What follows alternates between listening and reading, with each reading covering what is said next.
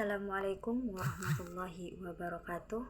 Alhamdulillahirrabbilalamin. Wassalatu wassalamu ala asrafil anbiya'i wal mursalin wa ala alihi wa sahbihi rasulillahi ajma'in. Puji syukur kehadirat Allah subhanahu wa ta'ala yang telah memberikan kita kesehatan sehingga kita bisa berkumpul bersama-sama dalam keadaan sehat walafiat. Kedua kalinya, salawat serta salam tak lupa kita hadiahkan buat Nabi kita, yakni Nabi Muhammad sallallahu alaihi wasallam dengan ucapan Allahumma sholli ala sayyidina Muhammad wa ala ali sayyidina Muhammad. Baik, di sini saya akan menyampaikan sebuah ceramah yang berjudul Sopan Santun dalam Berbicara. Hadirin yang dirahmati Allah subhanahu wa ta'ala, pemilihan kata-kata oleh masyarakat akhir-akhir ini cenderung semakin menurun kesantunannya dibandingkan dengan zaman dahulu. Hal tersebut tampak pada ungkapan-ungkapan pada banyak kalangan dalam menyatakan pendapat dan perasaannya, seperti ketika berdemonstrasi ataupun rapat-rapat umum. Kata-kata mereka kasar atau bertendensi menyerang. Tentu saja hal itu sangat menggores hati yang menerimanya. Kita sering menyaksikan kebiasaan berbahasa anak-anak dan para remaja yang kasar dengan dibumbui sebutan-sebutan antar sesama yang sangat miris untuk didengar. Fenomena tersebut menunjukkan adanya penurunan standar moral, agama, dan tata nilai yang berlaku pada masyarakat itu. Ketidaksantunan berkaitan pula dengan rendahnya penghayatan masyarakat terhadap budayanya, sebab kesantunan berbahasa itu tidak hanya berkaitan dengan ketepatan dalam pemilikan kata ataupun kalimat. Kesantunan itu berkaitan pula dengan adab pergaulan yang berlaku dalam masyarakat itu. Pergaulan global dan pertukaran informasi juga membawa pengaruh pada pergeseran budaya, khususnya berkaitan dengan nilai-nilai kesantunan itu.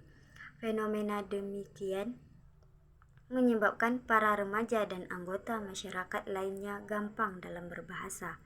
Pada akhirnya mereka memiliki kaidah berbahasa yang mereka anggap bergengsi, tanpa mengindahkan kaidah bahasa yang sesungguhnya. Selain itu, kesantunan berbahasa sering pula diabaikan dalam lingkungan keluarga.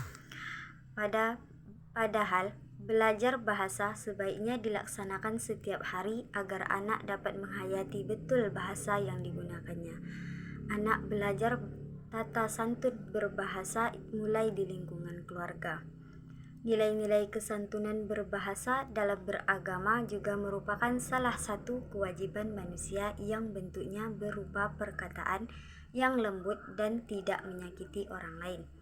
Kesantunan dipadankan dengan konsep qaulan karimah yang berarti ucapan yang lemah lembut penuh dengan pemuliaan, penghargaan, pengagungan, dan penghormatan kepada orang lain.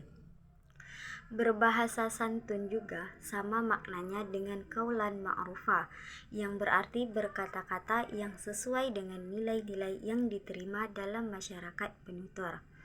Oleh karena itu, pendidikan ketika berbahasa memiliki peranan yang sangat penting. Pemerolehan pendidikan kesantunan berbahasa sangat diperlukan sebagai salah satu syariat dalam beragama. Dengan kesantunan dapat tercipta harmonisasi pergaulan dengan lingkungan sekitar.